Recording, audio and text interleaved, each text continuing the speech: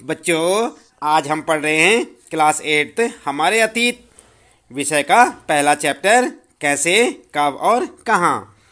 तो आइए देख लेते हैं अब इस पाठ से संबंधित प्रश्नों के उत्तर।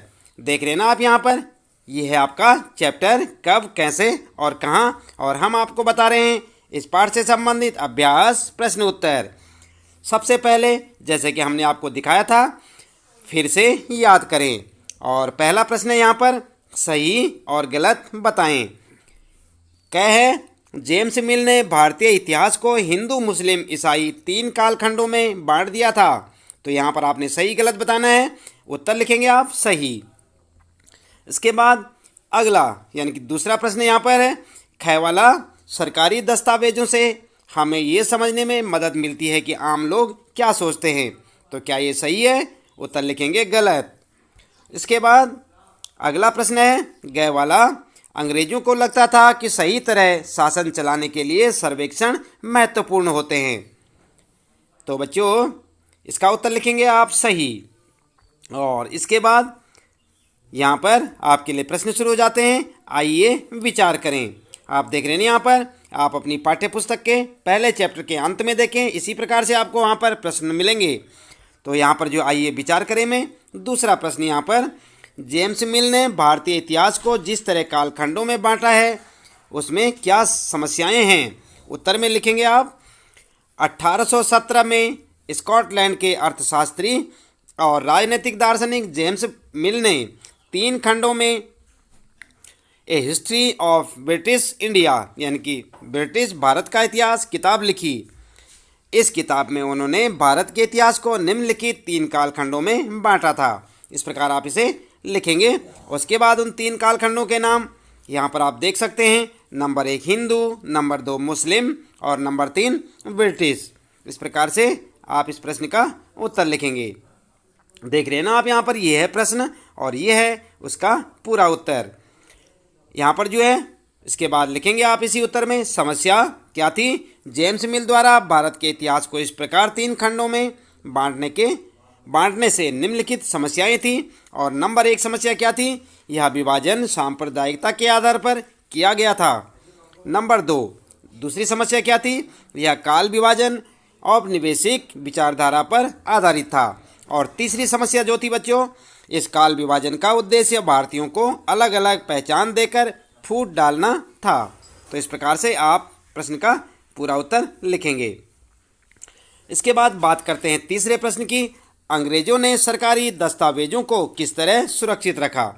उत्तर में लिखेंगे अंग्रेजों ने सरकारी दस्तावेजों को निम्नलिखित प्रकार से सुरक्षित रखा था। और कैसे रखा था, यहाँ पर देखिए आप पॉइंट में लिखेंगे, आप पॉइंट बना बनाकर। नंबर 1 सभी शासकीय संस्थानों में अभिलेख कक्ष बनवाए। नंबर 2 तहसील के दफ्तर, कलेक्ट्रेट, कमिश्नर के दफ्तर, प्रांतीय सचिवालय, कचहरी सभी के लिए अपने अपने रिकॉर्ड रूम यानी कि कक्ष बनवाए। तीसरा, महत्वपूर्ण दस्तावेजों को सुरक्षित रखने के लिए अभिलेखागार और संग्रहालय जैसे संस्थान भी बनवाए। तो इस प्रकार से आप इस प्रश्न का उत्तर लिखेंगे, यानी कि तीसरे प्रश्न का उत्तर इस प्रकार से लिखेंगे। इसके बाद बच्चों बात करते हैं यहाँ पर चौथे प्रश्न की।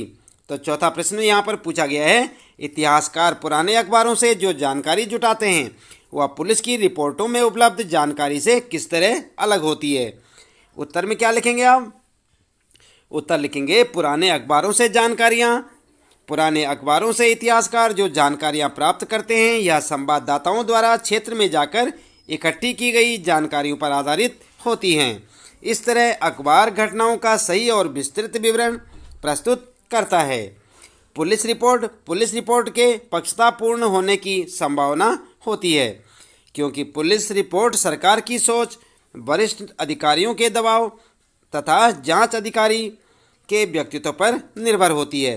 तो इस प्रकार से आप इस चौथे प्रश्न का उत्तर लिख सकते हैं। इसे आप ध्यानपूर्वक देखें और ठीक इसी प्रकार उत्तर लिखें।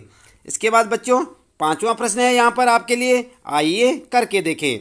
आप देख रहे हैं यहाँ पर 5वां प्रश्न, क्या आप आज की दुनिया के कुछ सर्वेक्षणों का उदाहरण दे सकते हैं। सोचकर देखिए कि खिलौना बनाने वाली कंपनियों को यह पता कैसे चलता है कि बच्चे किन चीज़ों को ज़्यादा पसंद करते हैं, या सरकार को यह कैसे पता चलता है कि स्कूल में बच्चों की संख्या कितनी है। इतिहासकार ऐसे सर्वेक्षणों से क्या हासिल कर सकते हैं। उत्तर में लिखेंगे बच्चों, आप उत्तर लिखेंगे सर्वेक्षणों के उदाहरण। सर्वेक्षणों के कुछ उदाहरण निम्नलिखित हैं। और क्या क्या उदाहरण है जो सर्वेक्षण होते हैं उनके, जैसे जनगणना, चुनाव पूर्व सर्वेक्षण, वनों का क्षेत्रफल जानने के लिए सर्वेक्षण, नए तेल व गैस क्षेत्र का पता लगाने के लिए सर्वेक्षण।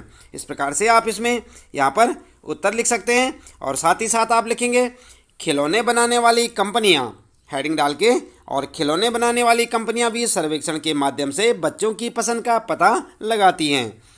दूसरा सर्वेक्षण, जैसे स्कूलों में बच्चों की संख्या जानने के लिए सरकार स्कूल और प्रशासनिक अधिकारियों की रिपोर्ट के सर्वेक्षण के आधार पर स्कूलों में बच्चों की संख्या पता लगाती है। इसके बाद बच्चों, इतिहासकारों के लिए सर्वेक्षणों का महत्व क्या होता है। इतिहासकार सर्वेक्षणों से विभिन्न जानकारियां इकट्ठा कर सकते हैं और समाज में आ रहे बदलाव के विषय में लिख सकते हैं। तो इस प्रकार से आप इस प्रश्न का उत्तर लिखेंगे। देख लिया ना आपने पूरा प्रश्न और इसका उत्तर। ये था आपका 5वां प्रश्न, और इस प्रकार से आप इस प्रश्न का उत्तर लिखेंगे। इन प्रश्नों के उत्तरों को आप अपनी नोटबुक में नोट करेंगे और इन्हें अच्छे से याद करेंगे ताकि आपको परीक्षा में अच्छे अंक मिल सकें। तो बच्चों, आज के लिए इतना काफ़ी है। आप लगातार देखते रहें कक्षा 8 हमारे अतीत विषय के सारे पाठों के प्रश्न उत्तर। तो आज के लिए इतना काफ़ी है।